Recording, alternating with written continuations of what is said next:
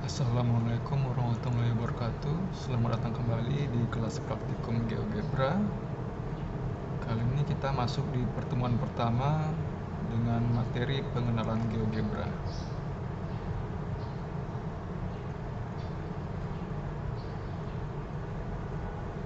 Adapun GeoGebra sendiri adalah perangkat lunak matematika dinamis yang memadukan antara geometri, aljabar, dan kalkulus yang digunakan sebagai alat bantu dalam pembelajaran matematika. GeoGebra dapat diakses dan diunduh secara gratis melalui website resmi GeoGebra di laman www.geogebra.org. Kemudian kegunaan GeoGebra diantaranya sebagai yang pertama media pembelajaran matematika, kedua alat bantu pembuatan bahan ajar matematika, dan yang ketiga alat bantu penyelesaian soal matematika. Adapun antarmuka GeoGebra,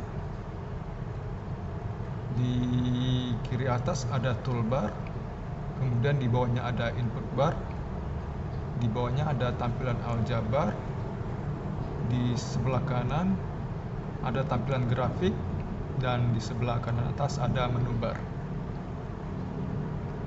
Adapun untuk toolbar di GeoGebra sendiri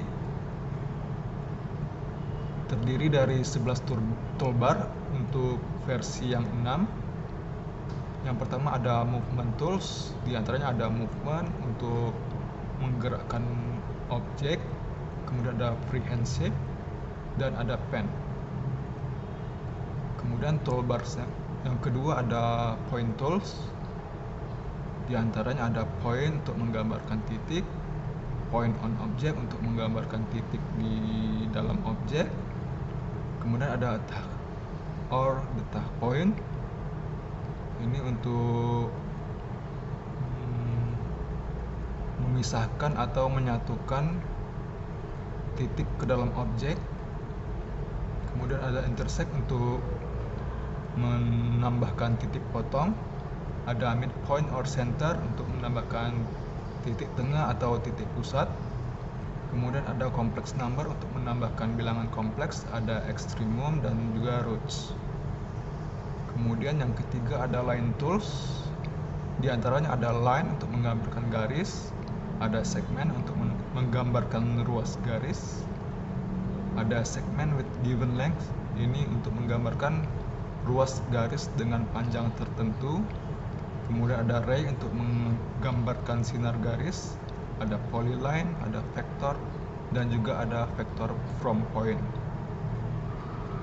Yang keempat ada special line tools, diantaranya ada perpendicular line untuk menggambarkan garis tegak lurus, ada parallel line untuk menggambarkan garis yang sejajar, ada perpendicular bisector untuk menggambarkan garis yang membagi sebuah ruas garis, ada angle bisector untuk menggambarkan garis yang membagi sudut, ada tangent untuk menggambarkan garis singgung lingkaran, ada polar or diameter line, ada base fit line, dan juga ada locus. Yang kelima ada polygon tools, diantaranya ada polygon untuk menggambarkan polygon atau segi N, ada regular polygon untuk menggambarkan segi N beraturan dengan panjang sisi yang sama, kemudian ada rigid polygon, dan juga ada vector polygon. Yang keenam ada circle and arc tools, diantaranya ada circle with center through point untuk menggambarkan lingkaran dengan titik pusat dan satu titik yang dilalui lingkaran. Kemudian ada circle center and radius, ini untuk menggambarkan lingkaran dengan titik pusat dan panjang jari-jari tertentu. Kemudian ada kompas untuk menggambarkan lingkaran dengan acuan ruas garis yang sudah ditentukan. Kemudian ada circle through 3 points untuk menggambarkan lingkaran dengan 3 titik yang dilalui. Kemudian ada semicircle untuk menggambarkan setengah lingkaran. Ada circular arc untuk menggambarkan busur lingkaran dengan titik pusat dan 2 titik awal dan titik akhir busur lingkaran. Kemudian ada menggambar busur lingkaran dengan circumcircular arc. Ini menggambar busur lingkaran dengan 3 titik yang diketahui. Kemudian ada circular sector untuk menggambarkan juri lingkaran, dan juga ada circumcircular sector untuk menggambarkan juri lingkaran dengan 3 titik yang diketahui. Kemudian yang ketujuh ada conic section tools. Di antaranya ada ellipse untuk menggambarkan objek elips, ada hiperbola, ada parabola, dan juga ada conic through 5 points. Ini menggambar kerucut dengan 5 titik yang dilalui. Kemudian ada yang ke-8 measurement tools. Di antaranya ada angle untuk menghitung sudut, ada angle with given size untuk menggambar sudut dengan besar sudut yang ditentukan. Kemudian ada distance or length, ini untuk menghitung jarak atau panjang objek. Ada area untuk menghitung luas area, ada slope, ada list, ada relation, dan juga ada function inspector. Kemudian yang ke-9 ada transformation tools. Di antaranya ada reflect above line untuk menggambarkan refleksi terhadap garis, ada reflect above point untuk menggambar refleksi terhadap titik, ada reflect about circle untuk menggambarkan refleksi terhadap lingkaran. Kemudian ada rotate around point untuk menggambar rotasi terhadap suatu titik pusat. Kemudian ada translate by vector untuk menggambarkan translasi melalui vektor. Kemudian ada dilate from point, ini untuk menggambarkan dilatasi dari suatu titik. Kemudian yang ke-10 ada action object tools. Di antaranya ada slider untuk menambahkan slider atau luncuran. Kemudian ada text untuk menambahkan suatu teks, ada image untuk menambahkan objek gambar, kemudian ada button untuk menambahkan objek tombol, ada checkbox untuk menambahkan kotak centang suatu objek, kemudian ada input box untuk menambahkan kotak input suatu objek. Kemudian ada yang ke-11 general tools. Di antaranya ada move graphics view untuk menggeser atau naik turunkan tampilan grafik. Kemudian ada zoom in dan zoom out untuk memperbesar dan memperkecil tampilan layar. Kemudian ada show or hide object untuk menampilkan atau menyembunyikan objek. Kemudian ada show or hide label untuk menampilkan atau menyembunyikan label objek. Kemudian ada copy visual style untuk menyalin tampilan visual objek. Kemudian ada delete untuk menghapus objek. Kemudian ada menu bar GeoGebra. Di antaranya ada menu file, ada edit, ada perspective, ada view, ada settings, tools, help and feedback, dan juga menu sign in untuk login ke akun GeoGebra. Baik, kemudian kita masuk ke dalam materi menggambar titik di GeoGebra. Menggambar titik di GeoGebra bisa digunakan melalui 2 cara. Yang pertama melalui input bar dengan mengetikkan nama titik dan letak koordinatnya. Misalkan kita mau menggambarkan titik A dengan koordinat 1,1, maka kita tulis di input bar A sama dengan buka kurung 1,1 dan tutup kurung, kemudian enter. Maka secara otomatis di tampilan grafik akan muncul titik A dengan koordinat 1,1. Kemudian bisa juga kita tambahkan dengan B sama dengan koordinatnya di 2,0, kemudian Z di koordinat -3, -1. Untuk penamaan titik di GeoGebra harus menggunakan huruf kapital. Kemudian kita juga bisa menggunakan tools di toolbar dengan cara klik point pada point tools, kemudian kita klik pada tampilan grafis sesuai koordinat titik yang diinginkan. Misalkan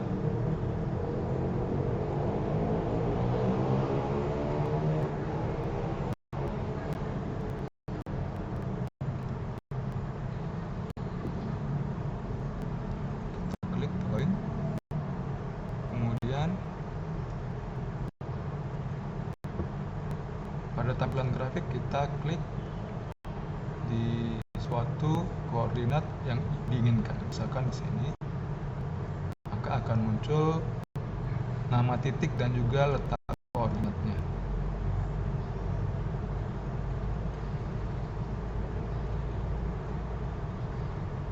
Kemudian menggambar garis. Di GeoGebra ada 3 macam garis.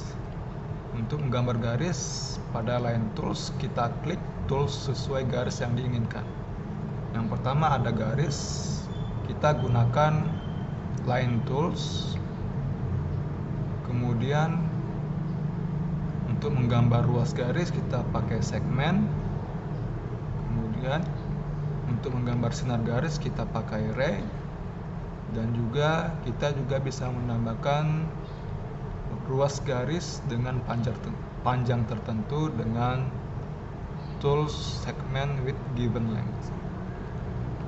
Cara menggambar garis di GeoGebra, kita klik tools yang diinginkan, kemudian kita klik 2 titik pada tampilan grafik. Misalkan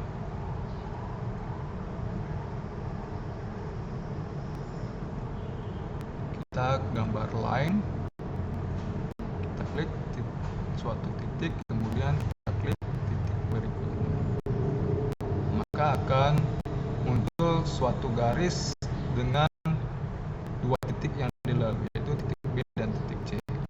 Kemudian kita gambar suatu ruas garis atau segmen, kita klik titik awal dan juga titik akhirnya, maka akan tampil ruas garis DE. Kemudian untuk menggambar ray, kita klik titik awal sinar garisnya, kemudian kita klik 1 titik yang dilalui. Kemudian untuk menggambar ruas garis dengan panjang tertentu, kita klik titik awalnya, kemudian kita ketikkan panjang ruas garis yang diinginkan. Misalkan panjangnya 5 satuan, maka kita klik OK. Maka di tampilan grafik GeoGebra akan muncul suatu ruas garis dengan panjang 5 satuan.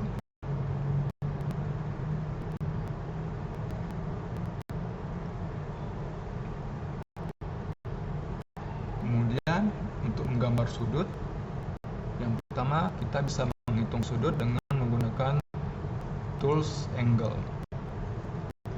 Cara menggunakannya, kita klik angle pada measurement tools di toolbar. Kemudian pada tampilan grafik kita klik 3 titik atau 2 garis yang akan dihitung besar sudutnya. Misalkan kita gambarkan 3 buah titik.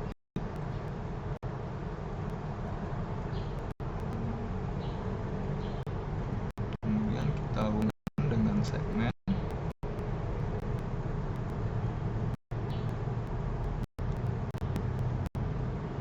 Kemudian kita hitung sudutnya dengan menggunakan angle. Arahnya harus berlawanan dengan arah jarum jam. Jadi untuk menghitung sudut di titik A, kita mulai dari titik L, kemudian kita ke titik sudutnya titik A, kemudian kita ke titik J, maka akan muncul besar sudutnya yaitu sebesar alfa sama dengan 63,43 derajat.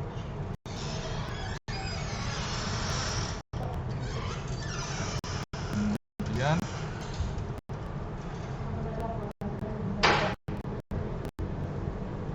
untuk menambahkan sudut kita bisa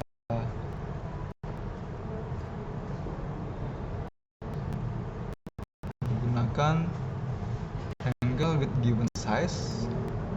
Kita klik angle with given size pada measurement tools di toolbar.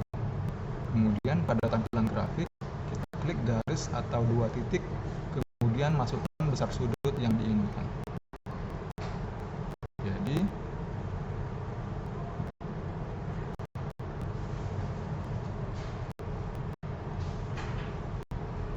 misalkan kita gambar suatu segmen garis, kita ingin menambahkan angle with given size di titik M, kita klik titik N, kemudian kita klik titik sudutnya di titik M, kemudian kita masukkan besar sudutnya misalkan 50 derajat, arahnya berlawanan arah jarum jam, kita klik OK, maka di tampilan GeoGebra akan muncul suatu besar sudut 50 derajat.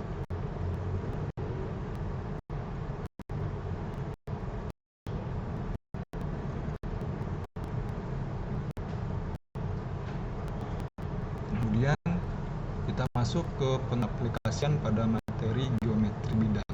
Yang pertama, garis dan sudut. Teori yang pertama, sudut-sudut yang berkomplemen atau penyiku. Jumlah sudut-sudut yang berkomplemen adalah 90 derajat. Jadi misalkan di gambar ada besar sudut BAD dengan besar sudut 45 derajat dan sudut CAD dengan besar 45 derajat, maka jumlah kedua sudut yang berkomplemen ini jumlahnya adalah 90 derajat. Jadi sudut BAD 45 ditambah sudut CAD 45 sama dengan 90 derajat. Kemudian yang kedua, sudut-sudut yang bersuplemen atau pelurus. Jumlah sudut-sudut yang bersuplemen adalah 180 derajat. Jadi di gambar ada dua sudut di titik A, yaitu sudut BAD dengan besar sudut 45 derajat. Kemudian ada sudut CAD dengan besar sudut 135 derajat. Jadi jumlah sudut-sudut yang bersuplemen ini adalah 180 derajat. Jadi besar sudut BAD yaitu 45 ditambah besar sudut CAD yaitu 135 derajat, maka totalnya atau jumlahnya adalah 180 derajat. Kemudian yang ketiga, sudut-sudut yang bertolak belakang. Jadi besar sudut-sudut yang bertolak belakang adalah sama besar. Jadi misalkan kita mengetahui sudut di titik O, maka besar sudut AOB yang bertolak belakang dengan sudut COD itu besarnya sama. Kemudian sudut BOC dengan sudut AOD, sudut-sudut ini bertolak belakang maka besar sudutnya sama. Mungkin cukup sekian untuk pertemuan kali ini. Teman-teman bisa mengerjakan dan menerapkannya di GeoGebra. Silakan mengerjakan latihan yang sudah diberikan. Baik, sekian dari saya. Kurang lebihnya mohon maaf. Semoga bermanfaat. Saya akhiri. Wassalamualaikum warahmatullahi wabarakatuh.